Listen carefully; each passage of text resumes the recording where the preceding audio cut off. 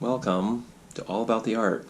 This is the newest edition in the series, and I'm excited to be moving along. We have so many pieces of art to get through, so I have to stay focused. I had to hang some sheets of drywall overhead first and catch some chickens before. Tell everyone to be quiet upstairs. It's pretty loud around here, but this is quiet time. It's art time. So, first off, we have this little guy. This is a little piece. I actually did this in Hawaii, and it's actually the only piece of artwork I've done in Hawaii. That's Big Island. That's Big Island, and I was basically just thinking of the weather. And there's Alaska up there. The trades come across and they do a big back eddy thing, then it recirculates and then whooshes up to Alaska. This was a gift for my dad for his birthday, I think. I don't even know what it's called. Oh, it's called Hawaii Trades. That's what it is. Hawaii Trades. This little guy. While we're on Hawaii, these little outrigger canoe guys. This was a quick slapdash, experiment. Doing these just vertical slots. Call it the ocean. This is called Outrigger Canoe. The bushes is called Aurora. I think it's Aurora.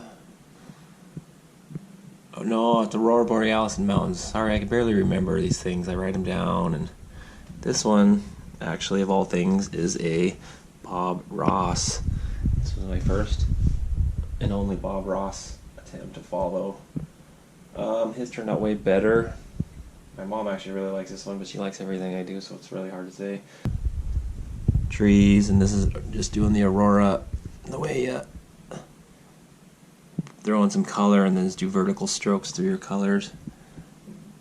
And yeah, as my technique was evolving, as I get into the last pieces I'm doing today,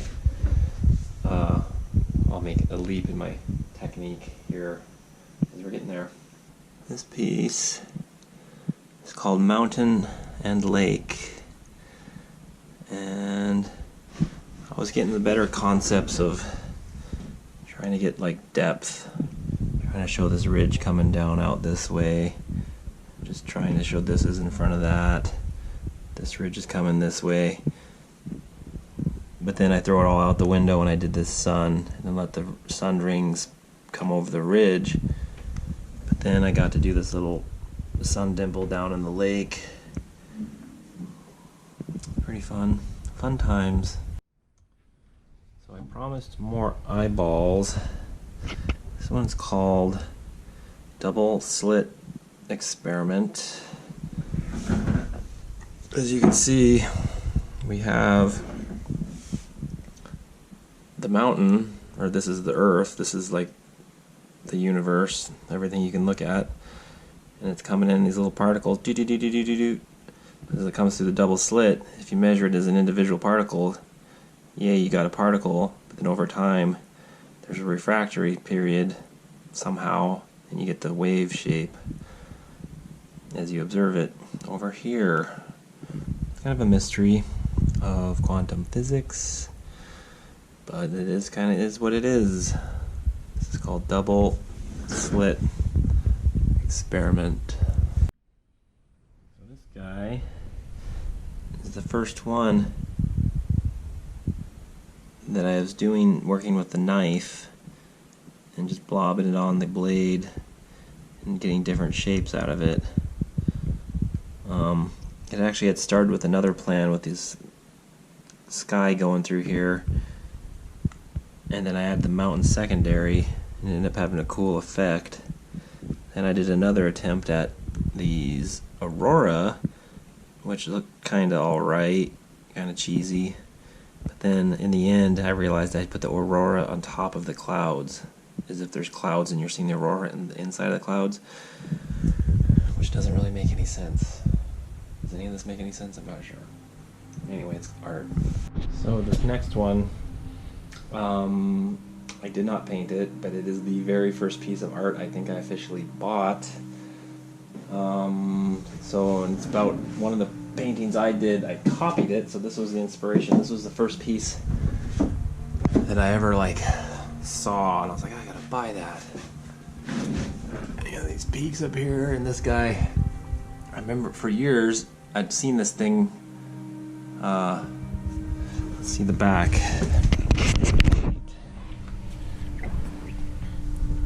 2008.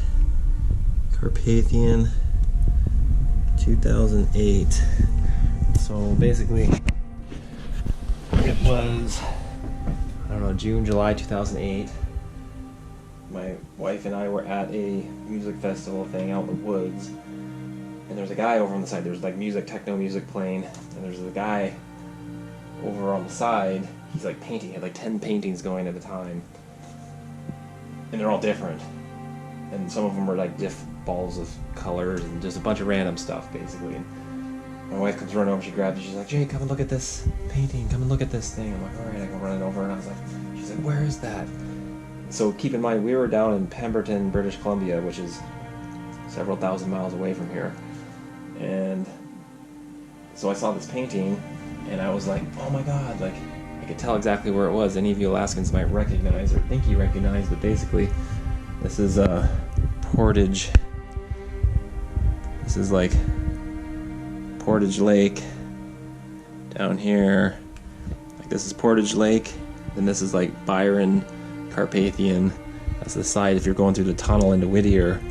And at the time, I'd been in Canada for like 6 years, but this was like a memory. I was like, oh my god, that's where it is. And at the time as well, I was starting a new ski company. It was called Carpathian Skis. I was like, I'm making a ski company. This is what it's called. It was the same exact time frame.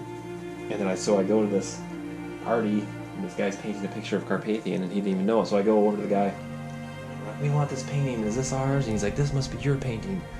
And we're like, yay, thanks. And we're like, gonna leave with it. And he's like, well, no, that's $500. I'm like, oh, all right. And we were poor at the time, but he let us take it, and we made him payments on it. It's a couple $100 or something. We paid like 3 payments of $200 or something. It's pretty funny. So anyway, I've had this hanging on the wall forever. And then when I got into painting myself a couple years later, this was always like this magical, cool thing. So then this guy, that is called Mountain Lake, I was copying it. And I did not have the same blade technique. You know, that he's doing the blade. I was still doing the single stroke thing. And his lake, I mean, look at this. What he was doing here, and then I like managed this. So it's a shoddy interpretation at best, but I still tried. And then I've since learned how to do this with the blade.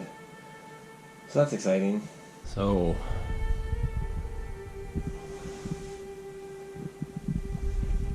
this one's called Sad Donkey. Can you see the sad donkey down there?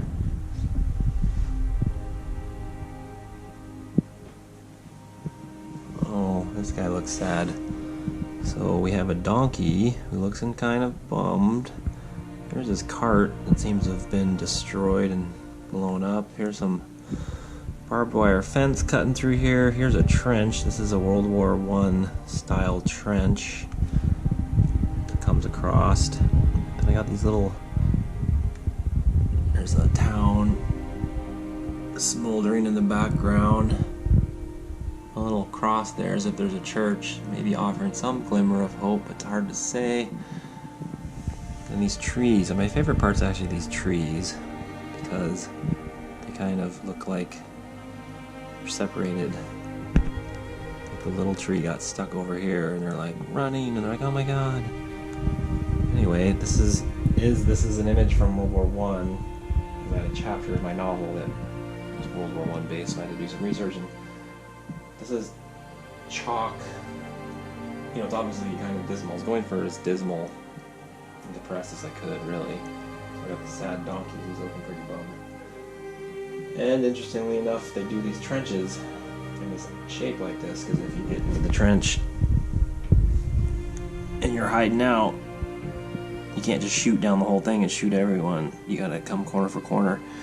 So this one was kind of fun, trying to get the depth perception, like it's an actual trench.